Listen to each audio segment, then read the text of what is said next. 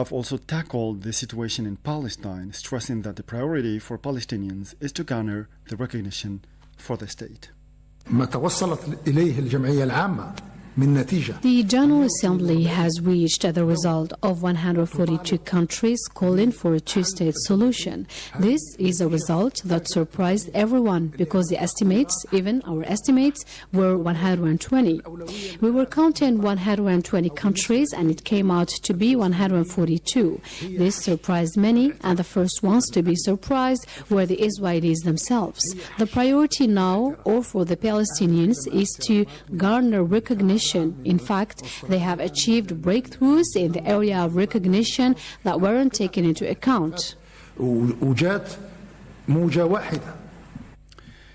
was the Algerian Minister of State, Minister of Foreign Affairs, the National Community Abroad and African Affairs, Ahmed Attaf, speaking.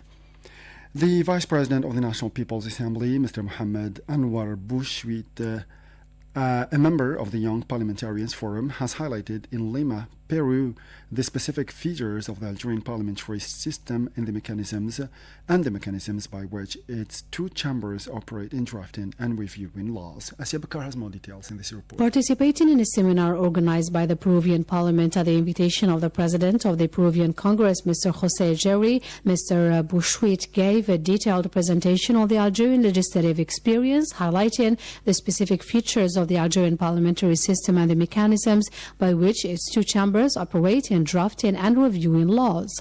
On this occasion, Peruvian deputies and participating parliamentary delegations praised Algeria's rich experience and the balanced approaches it offers in democratic practice, which is of particular importance for the Peruvian Congress, which is preparing to reinstate the bicameral system in its legislative structure. At the end of the seminar, which saw the participation of parliamentary delegations from several countries, the President of the Peruvian Congress received all the participants, expressing his thanks and gratitude for their valuable contributions. He further affirmed that the exchange of expertise and experience between parliaments is capable of strengthening legislative performance and consolidating democratic practices. And at least 27 Palestinians were killed today by Israeli gunfire and airstrikes across various parts of the Gaza Strip since dawn, including 16 from Gaza City alone. In addition, Israeli warplanes destroyed Al-Noor Tower in the Tel Al-Hawa neighborhood southwest of Gaza City.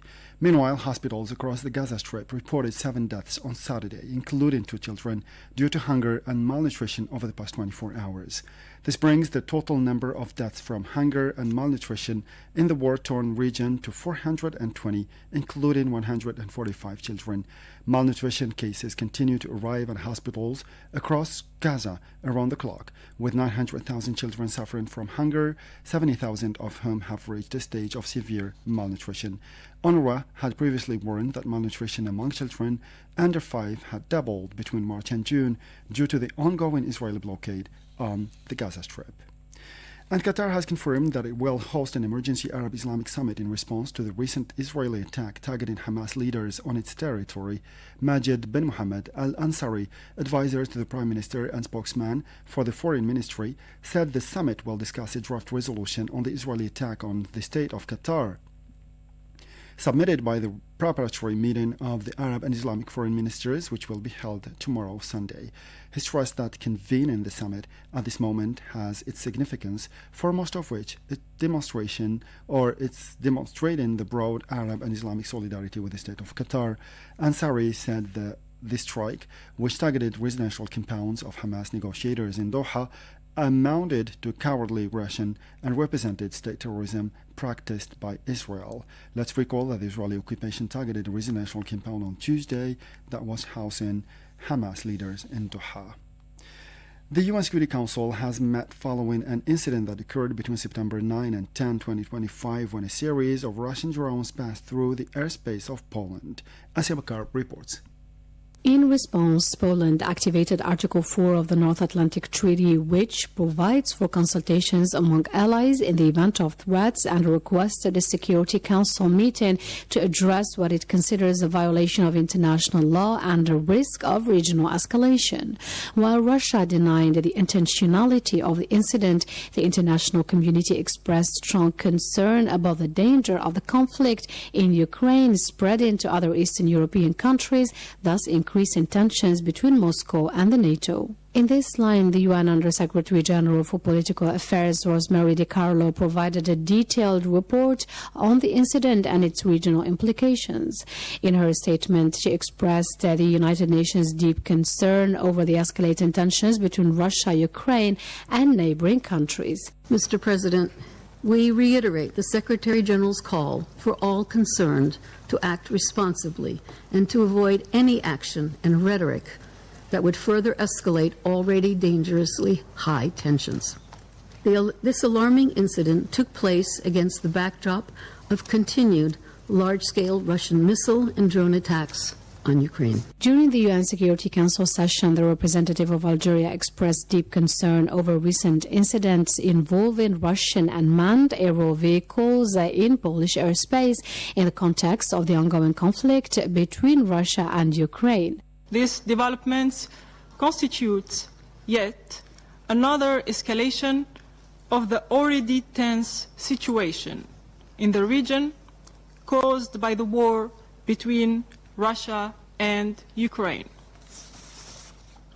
Algeria has, time and again, insisted on the need to avoid escalation and polarization in the region, so as to prevent any spread of the conflict. When the logic of confrontation has already shown its limits in bringing about peace, the recent diplomatic talks proved that dialogue could achieve what war couldn't in more than 3 years.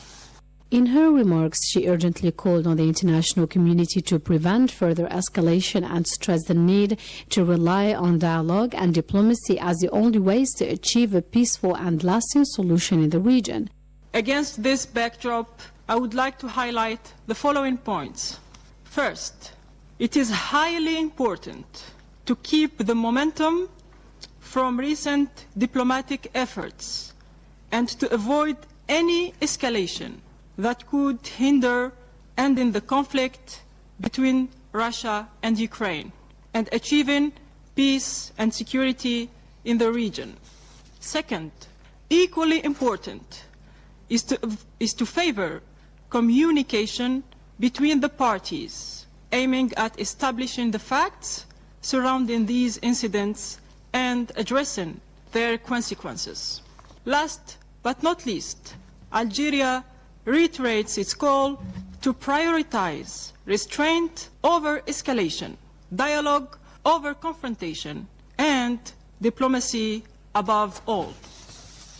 Tensions have reached unprecedented levels, and it is high time to achieve just and lasting peace in Ukraine and the entire region. That was a statement of the representative of Algeria to the UN.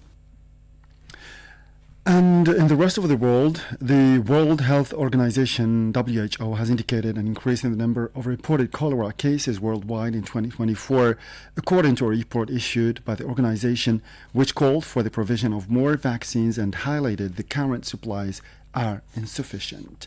19 high school students aged 15 to 21 have been killed and 22 others injured in an attack targeting 2 private schools or high schools in Kyiaktau shortly after midnight on Friday, according to a telegram statement from the Arakan Army, one of the most powerful adversaries of Myanmar's military, which has been in power since the 2021 coup that overthrew the civilian government.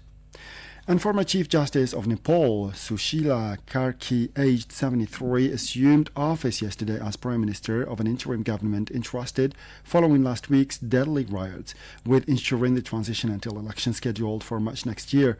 The former judge, the first woman to hold this position in Nepal, was sworn in today by the President Ramchandra Paurel. And President Nicolás Maduro has congratulated the youth of the United Socialist Party of Venezuela on its 17th anniversary, highlighting its role as a vanguard of the country's ideological, political, and cultural revolution. Through his social media account, the head of state emphasized that the youth organization founded by Commander Hugo Chavez is a beautiful, militant, and dreamy youth that maintains its commitment to the homeland. The Venezuelan president called on youth, community members, militia members, and reservists to attend the barracks of the country's 312 military units to continue training in national defense. We do not seek out youth to sow hatred or violence, affirmed Nicolás Maduro, but to unite them and strengthen peace, he concluded. With this last piece of news, we come to the end of the news bulletin. Time now for weekly programs. We'll meet you again tomorrow for a fresh edition of our news bulletin. Until then, stay tuned to Radio Algeria International, and bye-bye for now.